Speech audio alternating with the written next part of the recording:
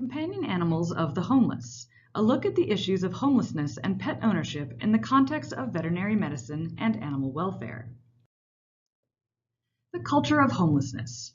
Homeless individuals come from a wide variety of different backgrounds and diverse cultures. However, the homeless population as a whole faces a unique and distinct set of challenges from the domiciled majority.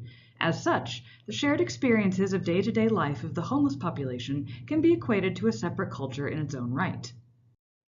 Pets in the homeless community.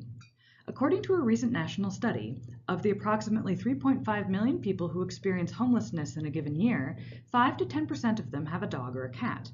That gives a conservative estimate of 175,000 pets owned by homeless people. These animals enter the lives of their homeless caretakers in many ways, before or after a person has become homeless.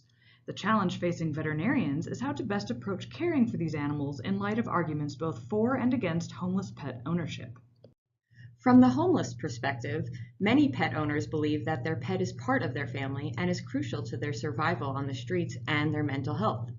Many owners actually seek out resources that provide food and veterinary care for themselves. Many reported their pet experiencing separation anxiety and depression when put in a family member's home away from them. Many believe that they have rescued their pet from an even worse situation. Some owners even reported having emergency credit cards and knowingly go into debt over veterinary care for their animal. Let's take Sarah, for example, and her dog Poppy. Sarah says, "I stopped stealing food from stores when we were desperate. I didn't want to go to jail for something dumb and risk losing her. Twice a month, the Union Gospel Mission does free pet care. I feed her at specific times with foods that the vet has told me will keep her healthy. I get money for her from panhandling."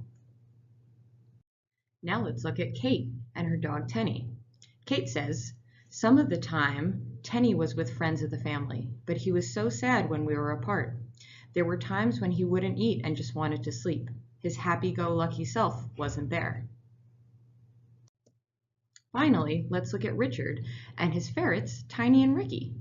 Richard says, "I've had Ricky for 5 years. I rescued him when I saw somebody walking him on the street and yanking him around on a chain. And I've had Tiny for almost 3 years and rescued him after someone threw him out in the woods. A while ago, I was diagnosed with bipolar disorder and was suicidal. But since having these ferrets, I haven't had any suicidal tendencies." Concerns with homeless pet ownership. Despite their best intentions, some homeless may not have the ability to adequately meet the basic welfare needs of a companion animal. Companion animals owned by homeless have much less frequent access to veterinarians than animals owned by the domiciled population. Dogs owned by homeless are less likely than domiciled dogs to receive adequate vaccination, ecto and endoparasite control, and microchip identification. The expense of owning a pet, combined with the restrictions a companion animal imposes on shelter access, can hinder or deter a homeless person's chances of attaining shelter. Veterinary care. There are a few organizations throughout America that provide pets of the homeless with veterinary care. This ranges from wellness exams, vaccines, preventive medicine, and food. The two big organizations are Pets of the Homeless and the Street Dog Coalition.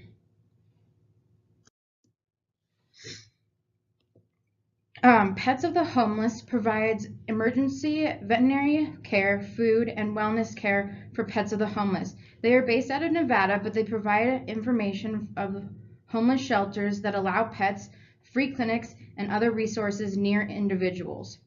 The Street Dog Coalition, through volunteers of vets, students, and vet techs, they provide vaccinations, heartworm testing and preventives, treatment of minor wounds, infections, pain management, prescriptions, and other medical services provided no charge. They also work with other non-medical pet groups. With this information, how do we as veterinarians address this social issue? Particularly with the growing evidence of the benefits of the human-animal bond and how these animals can help homeless individuals in their mental health, certainly the veterinary profession should advocate for the support of these individuals in the care for their animals. For veterinarians interested in outreach, there are a few action items that they may be able to participate in. Veterinarians may volunteer a small amount of their time to treat and provide preventive care for animals in their community. With only 175,000 animals in the homeless population, this is manageable in a country with over 45,000 small animal practitioners. Veterinarians may join larger organized efforts to provide care to the pets of homeless, such as the AVMA street clinics or Pets of the Homeless, which can provide funding support for volunteer clinics.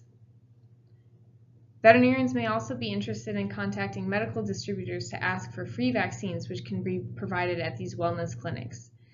Lastly, private practices may initiate new policies to provide reduced prices for services to homeless individuals, and if they're concerned about economic costs, may set a certain discount price or specify discount days to reduce the number of visits.